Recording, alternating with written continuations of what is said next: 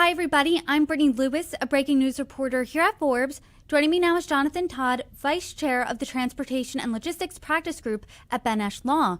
Jonathan, thank you so much for joining me once again. Thank you, Brittany. These are exciting times. There's certainly a lot going on because it has been 1 week since President Trump's revised reciprocal tariff rates on dozens of countries officially went into effect. To start off the conversation, what's the impact you're seeing so far? Right. I think that immediately before the reciprocal tariffs came back into effect, a lot of clients that I talked to were in a cautious optimism mode. I think that a lot of the shock from April had wore off, and folks were getting adjusted to the idea of, at the time, a 10% baseline tariff on most imports from around the world. There was some expectation that we would, of course, pay more as importers into the United States, but also the possibility of, some delay. And what happened is kind of a mixed bag. So the reciprocal tariffs came back into effect. For the most part, those were directionally higher than the 10% that importers were paying during the pause period.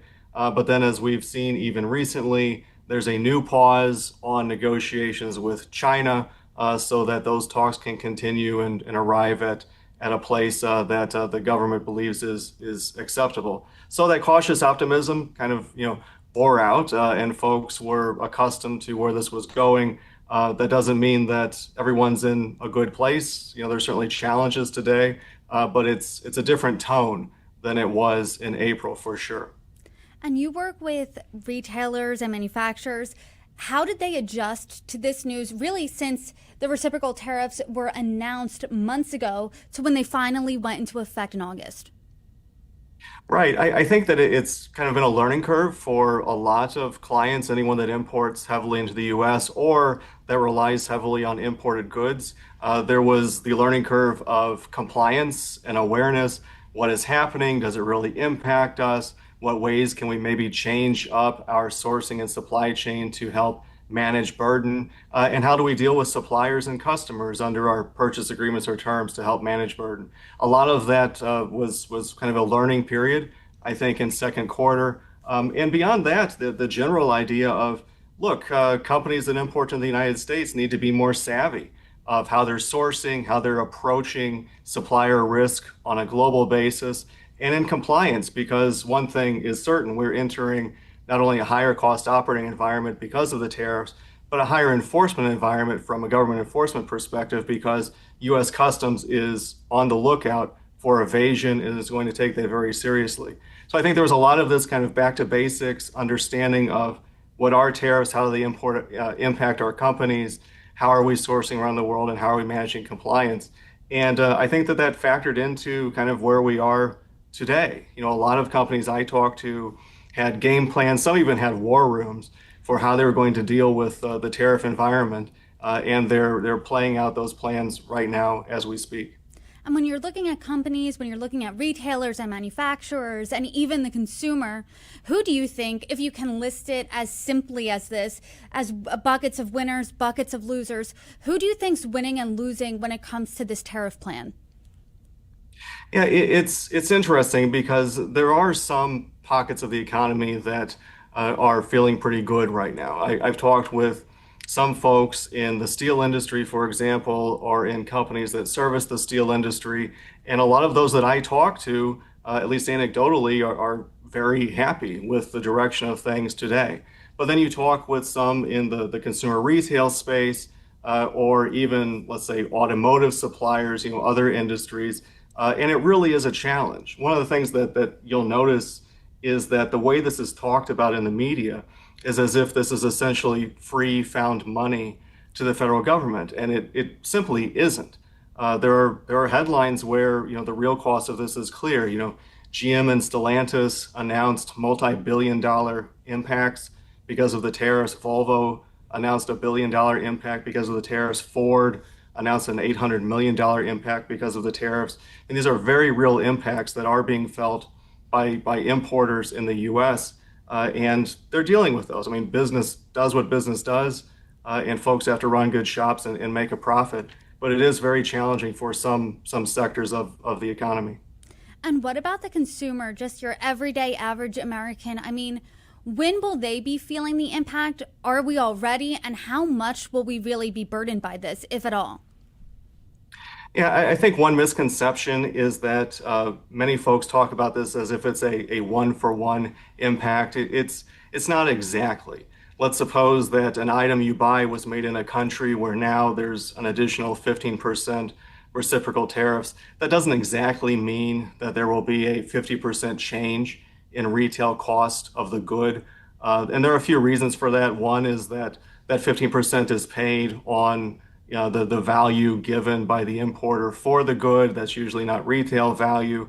Also, there could be other changes or value adds even in the US. So it's not exactly one for one. But the one thing is clear, and that's that for imported goods, there is a higher cost to land those goods in the US today than there was in the past. And that has to go somewhere. That either comes out of the bottom lines of domestic US companies, or they renegotiate with foreign suppliers. We're seeing a lot of that where maybe the purchase price of a good is lower than it was to help offset some of the burden lawfully, or it's passed on to a customer, whether that's a consumer or an industrial customer in the United States. It has to go somewhere. It's not found money, and it remains to be seen how that will play out.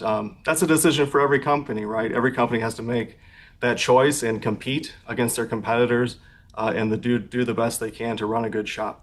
There's been this sense of uncertainty ever since President Trump announced the tariffs on Liberation Day back in April. And I'm curious, there's still a big sense of uncertainty when it comes to China because President Trump this week extended the pause on tariffs on China for another 90 days. What are your thoughts on that?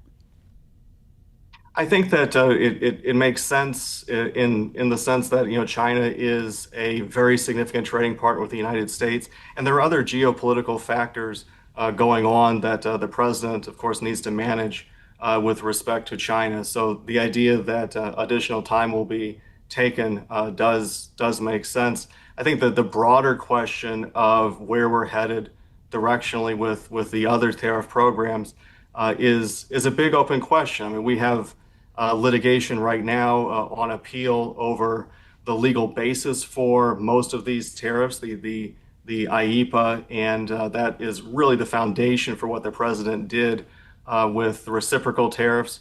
Another thing is that we have sectoral tariffs happening. The president is rolling out, they're called Section 232 tariffs, but those are on a number of industries. I mean, very recently, there was a 50% increase on imports for copper. We'll see those in pharmaceuticals and semiconductors and heavy duty trucks and maybe other industries. So there are a lot of these programs being rolled out. The timing has really been the big variable all year, as well as the percentage where these tariffs land. Those are still up in the air, and there is still a degree of uncertainty, which of course has been the business challenge in 2025. And the tariffs on China are going to be paused until November 9th. And I know it's still the summer, but we are headed towards the holiday season. And November 9th, I mean, people will be thinking about Christmas shopping, buying presents ahead of the big holidays in December. I mean, is there going to be a big impact on the holiday season? So remember that a lot of the inventories for the holiday season are landed in the U.S. Well in advance, and it's going to be a challenge for a lot of importers.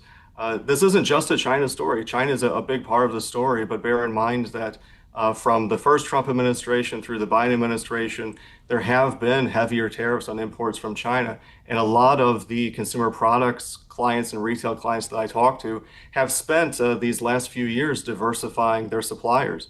And they'll have suppliers in Europe, they'll have suppliers elsewhere in Asia and in North America. And essentially, any import from anywhere into the US has a higher tariff burden today than it did in the past. So the real additional cost is there. The other variable from a pure supply chain perspective that I think is very interesting is the way that inventories are managed. If you're inside these companies, the question of what inventory levels you need to maintain and what the demand side of the equation, what the consumer will have an appetite to purchase and at what price is very challenging from my perspective in this environment.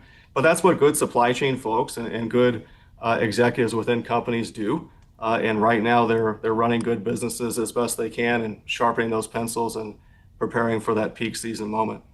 And you and I spoke about tariffs back in March, and you said that this isn't just about the United States, that trade is reciprocal and trading is a relationship like any other relationship. How do you think those relationships between the United States and our trading partners have really changed over the past couple of months? It is certainly more transactional today than it was in prior administrations and moving much more fast than it was in prior administrations. One thing that is happening, which from my perspective kind of signals the end of the post-close, I'm sorry, the post-war era that we saw through most of our lives, is the idea that there will be trading networks and trading partners that are key, but completely outside of the United States. I think there's a very real possibility of new trading relationships that are very significant between partners that have nothing to do with the United States simply because of this experience in working with the United States on trade. I'm not going to make a call on whether that's good or bad. That's just the future that we're walking into here. But it's a new change, a new dynamic coming out of this era where, at least from our perspective, most trade was US dollar centric and certainly to some degree US centric. I know we're still waiting to see what happens with China. I know you said you're still waiting to see what those sectoral tariffs really look like. What else are you looking out for next? What else should we be keeping our eye out on? Right. The big question that no one can reasonably answer right now is what will happen with the litigation. So the basis for these reciprocal tariffs is something called IEEPA. The president declared an emergency and then based upon that emergency imposed these tariff figures on countries around the world. And as we all saw, because we lived through it, adjusted those as the president saw fit. There are cases on appeal right now where importers to the United States, again, importers pay the tariffs, not foreign countries. Those importers are challenging whether statutorily the president and the White House had the authority to do what they did. The oral hearings happened very recently. The questions that were asked, I think, were the right questions, focusing on whether this was a proper delegation from Congress and what the role of the presidency relative to the role of Congress should be. It's fundamentally a balance of powers question. This will develop here in third quarter and going into fourth quarter. At some point, there will be a Supreme Court case on this. At this point in time, it's completely a crystal ball question of where this will end and how. What I tell my clients is to maintain status quo. Nothing is changing until it does. So we'll continue needing to pay these duties and continue needing to maintain compliance with an intense focus on compliance because there will be dramatic enforcement for any type of duty evasion in the future. And at some point that may change, but we don't know when and we don't know how. So we all need to maintain awareness until that point in time. I think that's tough as a business to hear nothing is changing until it does. I mean, how do you adequately prepare for that? Right. Fundamentally, this is an awareness challenge and a compliance challenge. I hear from clients all the time who ask me, well, what is the source of truth? Everything is changing so quickly. I don't know, what rules I'm even playing by. And in this environment, we've seen that announcements often happen first on Truth Social, and then they're announced on whitehouse.gov, and then they appear in the Federal Register. Finally, U.S. Customs announces its implementation guidance. So there is kind of this drip, drip, drip of information about this, and it is hard to get a grip on it. We do our best as a law firm to help clients stay on top of that and maintain compliance. But that's the very first step, is staying aware of what is happening. And the next step is to run a good shop, like I said. The next step is to understand what we need to do and to do it as compliantly as we can. Because from a pure supply chain and customs perspective, this is what keeps containers moving into the United States and not being seized or detained by U.S. Customs. This is what keeps us out of the headlines and out of the hot seat in terms of civil penalties and liquidated damages to U.S. Customs. That's really fundamental to avoiding supply chain interruption. So it's good old-fashioned business practice from my perspective in a higher cost environment, in a higher compliance environment, until we know that these figures change. But I think that it would be foolish at this point in time to plan on the possibility of lower tariffs in the future without any certainty that that may indeed pan out. And I know you said we don't have a crystal ball, but as we see things that are uncertain maybe materialize to becoming more certain, I hope you can come back on and continue the conversation. Jonathan, Todd, thank you so much for the time. Thank you, Brittany. I appreciate it.